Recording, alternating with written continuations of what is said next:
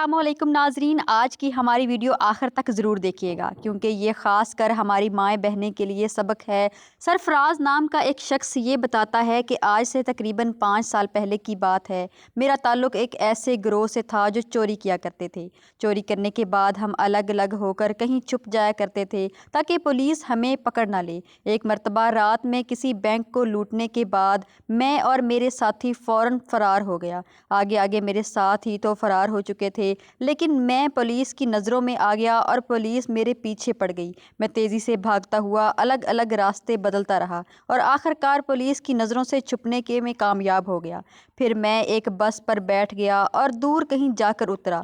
جہاں میں اترا تھا اس جگہ کے بارے میں مجھے کچھ معلوم نہیں تھا، مجھے بس ایک ہی فکر تھی کہ کہیں پولیس مجھے پکڑ نہ لے۔ میں جس جگہ اترا تھا وہ بالکل سنسان علاقہ تھا، دور دور تک کوئی آبادی نہیں نظر آ رہی تھی۔ سامنے ایک قبرستان تھا۔ آج رات قبرستان میں 14ویں کا چاند چمک رہا تھا، جس کی وجہ سے سب کچھ صاف صاف دکھائی دے رہا تھا۔ میں نے سوچا آج رات قبرستان میں گزار لیتا ہوں، صبح ہوتے ہی یہاں سے نکل جاؤں گا۔ میں بہت سخت جان اور مضبوط دل کا مالک تھا، کبھی بھی میری حالت ایسی نہیں ہوئی تھی جیسے اس رات ہوئی تھی۔ اس رات میں نے فیصلہ کر لیا، میں آئندہ ایسا کوئی کام نہیں کروں گا جہاں جان کے لالے پڑ جائیں۔ میں برا نہیں تھا، بس برے دوستوں کی صحبت میں پڑ کر میں برا بن گیا تھا۔ میں قبرستان میں آ کر ایک قبر کے قریب جا کر لیٹ گیا۔ میرے پاس ایک شال تھی جو کافی موٹی تھی۔ شال اپنے اوپر تان کر میں سونے ہی والا تھا کہ مجھے ایک آواز سنائی دی۔ یہ کسی لڑکی کی آواز تھی جو کہہ رہی تھی، بھائی مجھے مت مارو، میں نے کچھ بھی نہیں کیا، مجھے مت مارو، میں گناہ گار نہیں ہوں۔ یہ آوازیں سن کر جیسے میری روح کانپ گئی۔ میں نے چادر اپنے سر سے ہٹائی اور دیکھنے لگا آخر ماجرا کیا ہے۔ جب میں نے دیکھا تو میرے سامنے تقریباً 4 سے 5 لڑکے تھے جو لڑکی کو گھسیٹتے ہوئے قبرستان کی طرف لے جا رہے تھے۔ ان میں سے ایک لڑکا بولا، تجھے ذرا بھی شرم نہیں ہے؟ ہم بھائیوں کی عزت تو نے خاک میں ملا دی۔ ہم تو سمجھ رہے تھے کہ تو خالہ کے گھر پر ہے، لیکن اب پتہ چلا تو حرام اور ناجائز بچے کو اپنے پیٹ میں لیے گھوم رہی تھی۔ ایک لڑکے نے اس لڑکی کو پکڑا ہوا تھا اور باقی 4 قبر کھودنے میں مشغول ہو گئے۔ قبر کھودنے کے بعد انہوں نے لڑکی کو زندہ قبر میں پھینک دیا اور مٹی ڈالنے لگے۔ یہ منظر دیکھ کر تو میرے ہوش اڑ گئے، میں حیران رہ گیا۔ ان میں سے ایک لڑکا بولا، جلدی کرو کوئی دیکھ لے گا۔ انہوں نے جلدی جلدی لڑکی کو زندہ قبر کے اندر دفن کر دیا اور وہاں سے چلے گئے۔ لڑکی کو قبر میں زندہ دفن کرنے کے بعد وہ سب وہاں سے بھاگ چکے تھے۔ میں ایک دم سے اپنی جگہ سے اٹھا، اس قبر کے قریب گیا اور جلد بازی میں وہ لوگ کدال وہیں پر پھینک کر چلے گئے تھے۔ میں نے جلدی سے اس قبر کو دوبارہ کھودنا شروع کر دیا کیونکہ میں نے دیکھا تھا کہ اسے زندہ زمین میں دفن کیا گیا تھا۔ میری پوری کوشش یہ تھی کہ میں اس لڑکی کو قبر سے زندہ باہر نکال لوں۔ جب اس لڑکی کے چیخوں کی آواز قبر کے اندر سے مجھے سنائی دے رہی تھی تو مجھے حوصلہ ہوا کہ وہ لڑکی ابھی تک زندہ ہے۔ میں اپنی پوری طاقت لگا رہا تھا کہ جلدی سے قبر کو کھود سکوں۔ میں کوئی نیک انسان نہیں تھا، ایک عام سا آدمی تھا، لیکن میری جگہ کوئی بھی ہوتا تو زندہ دفن ہونے والی لڑکی کو نکالنے کی کوشش ضرور کرتا۔ میرے خیال سے کوئی بھی اتنا ہے بے ضمیر نہیں ہو سکتا جتنا اس لڑکی کے بھائی تھے۔ کسی کو زندہ قبر میں دفن کر دینا یہ بھلا کہاں کی انسانیت تھی۔ میں قبر کو کھود رہا تھا اور میں نے قبر میں ایک سوراخ بھی کر دیا تھا تاکہ لڑکی تک آکسیجن آسانی سے پہنچ رہے، لیکن اچانک ہی اس لڑکی کی چیخیں بلند ہوئیں تو میری جان نکل گئی۔ مجھے لگا وہ مر گئی ہے۔ میں نے اس کی آواز سننے کی کوشش کی، میرا پورا جسم کانپ رہا تھا۔ تھوڑی دیر تک کوئی آواز نہ آئی تو مجھے مایوسی ہونے لگی، لیکن میری حیرت کی انتہا نہ رہی جب اچانک سے قبر کے اندر سے ایک بچے کی رونے کی آواز سنائی دینے لگی۔ میں پریشان ہو گیا، بچے کی آواز کہاں سے آ رہی ہے اور کیسے آ رہی ہے؟ قبر کے اندر تو ایک لڑکی تھی، تو پھر یہ بچہ کہاں سے آیا؟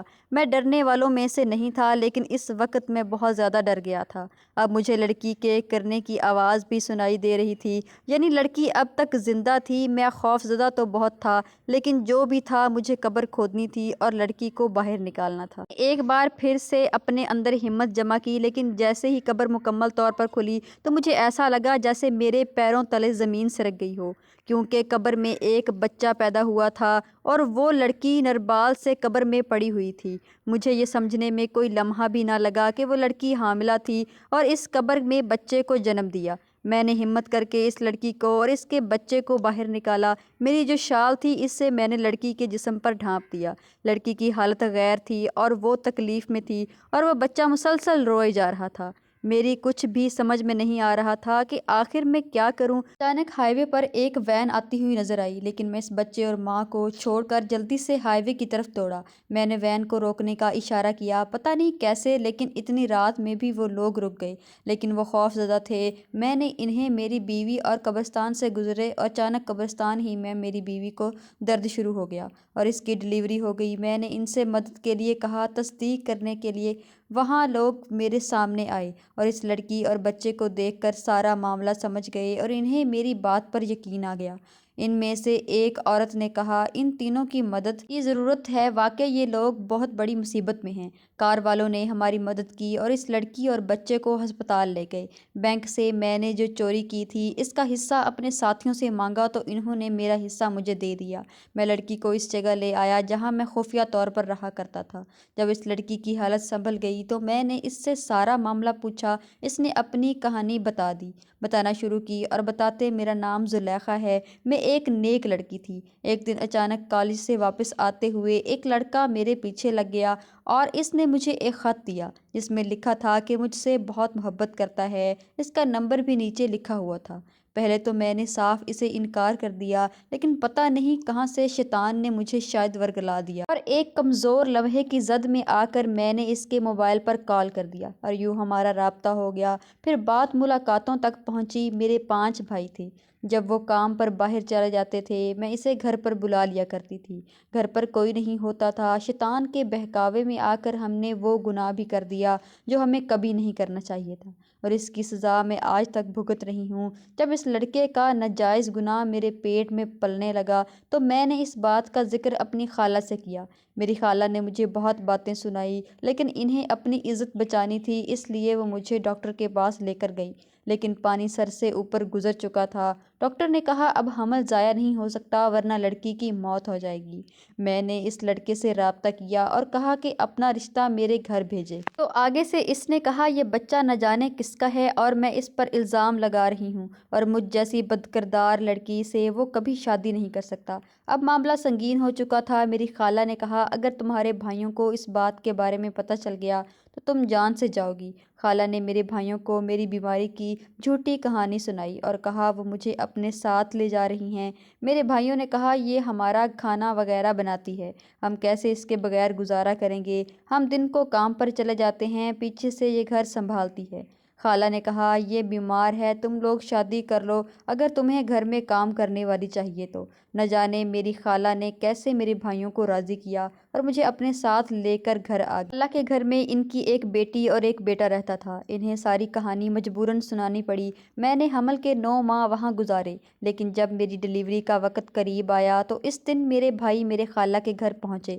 انہیں نہ جانے یہ بات کیسے معلوم ہو گئی، وہ مجھے گھسیٹتے ہوئے واپس گھر لے آئے اور پھر وہاں سے رات کو قبرستان لے آئے اور مجھے زندہ قبر کے اندر دفن کر دیا۔ جب مجھے قبر کے اندر دفن کر دیا میرا دم گھٹنے لگا، میں چلانے لگی اور میں اللہ سے مدد مانگ رہی تھی۔ میں تکلیف میں رو رہی تھی، ایک طرف تو میرا دم گھٹ رہا تھا اور دوسری طرف مجھے حمل کا درد بھی شروع ہو گیا تھا۔ میں نے سچے دل سے اللہ کی بارگاہ میں توبہ کی، آئندہ میں کبھی کوئی گناہ نہیں کروں گی، اور میں نے گناہ نہ کرنے کا پکا ارادہ کیا اور اللہ سے دعا مانگتی رہی۔ میں نے کہا میں روزے رکھتی، نماز پڑھتی، تہجد ادا کرتی اور میں گمراہ ہو گئی۔ اے میرے رب مجھے آخری موقع دے دے، مجھے اس قبر سے نکال دے، میں ساری زندگی کبھی کوئی گناہ نہ کروں گی۔ اگر میری کوئی نیکی تجھے کبھی پسند آئی ہو تو اس کے بدلے مجھے آج یہاں سے نکال دے۔ میں اس وقت جانتی تھی کہ آدھی رات کو قبرستان میں کوئی بھی مجھے بچانے نہیں آئے گا، لیکن اس وقت اللہ کو میں نے دل سے پکارا تھا اور میرا یقین کامل تھا۔ ان لوگوں نے قبر میں زیادہ مٹی نہیں ڈالی تھی۔ اس کے بعد تم آ گئے، تم نے پہلی کوشش ہی میں میرے لیے ہوا کا راستہ کھول دیا تھا۔ ایک پل کو مجھے ایسا لگا کہ شاید میرے بھائی واپس آ گئے مجھے نکالنے کے لیے، کیونکہ اس وقت ان کے سوا قبرستان میں کوئی اور موجود نہیں تھا۔ لیکن پھر میرا دماغ کام کرنا بند کر چکا تھا کیونکہ بچے کی پیدائش کا وقت قریب آ چکا تھا۔ کتنی عجیب بات ہے نا، میں یہ سوچ کر حیران ہوں کہ میرا بچہ کیسا بچہ ہے جس نے اپنی پہلی سانس قبر کے اندر لی۔ لوگ دنیا میں آتے ہیں اور آخری سانسوں کو پورا کرنے کے بعد اپنی قبر میں جاتے ہیں، لیکن اس انوکھے بچے کی زندگی کی شروعات ہی انوکھی تھی، جس نے زندگی کی پہلی سانس قبر کے اندر لی تھی۔ میں نے اللہ سے وعدہ کیا تھا کہ اب میں کبھی کوئی گناہ نہ کروں گی، اور اپنے تمام گناہوں سے میں سچی توبہ کر چکی۔ ہم اپنے رب کو بھلا دیتے ہیں، گناہوں میں لگ جاتے ہیں، لیکن وہ ہمیں کبھی نہیں بھولتا۔ میں تہجد گزار لڑکی تھی، خوب عبادت کرتی تھی اور اپنے رب کو بھول بیٹھی، لیکن دیکھو تو صحیح اللہ نے کس طریقے سے میری مدد کی، اور آج میں یہ سوچ رہی ہوں کہ کیسے میں نے اپنے اتنے مہربان رب کی نافرمانی کی تھی، اس شخص کی خاطر جو بدکردار کا الزام لگا کر مجھے بیچ راہ میں چھوڑ گیا۔ سرفراز کہتا ہے، زلیخا اپنی کہانی سنا کر پھوٹ پھوٹ کر رونے لگی، تو میں بھی سوچ میں پڑ گیا۔ یہ تمام واقعہ میرے لیے بھی بہت ہی عبرتناک تھا، میں بھی اس واقعے کا حصہ تھا۔ اس وقت میں نے بھی اللہ کی بارگاہ میں اپنے تمام گناہوں سے سچی توبہ کر لی، اور میں نے زلیخا کے ساتھ نکاح کرنے کا فیصلہ کر لیا۔ زلیخا سے شادی کا فیصلہ صرف میں نے اپنے اللہ کی رضا کے لیے کیا تھا کہ اللہ میرے پچھلے تمام گناہوں کو معاف کر دے۔ آج میں علم رکھنے والا بندہ ہوں، میں نے اسلام کے بارے میں بہت کچھ سیکھا۔ میری بیوی عورتوں کو درس دیتی ہے اور اللہ کے فضل و کرم سے ہم خوشحال زندگی گزار رہے ہیں۔ آج محسوس ہوتا ہے کہ زندگی میں ہر طرف سکون ہے اور نور ہی نور ہے۔ سبحان اللہ۔ پیارے دوستو، امید ہے آپ لوگوں کو یہ واقعہ پسند آیا ہوگا۔ اگر آپ لوگوں کو ہمارا آج کا واقعہ پسند آیا ہو تو ویڈیو کو لائک کرتے جائیں اور دوستوں کے ساتھ شیئر کریں۔ ملتے ہیں نیکسٹ ویڈیو میں، تب تک کے لیے اجازت دیں۔ اللہ حافظ۔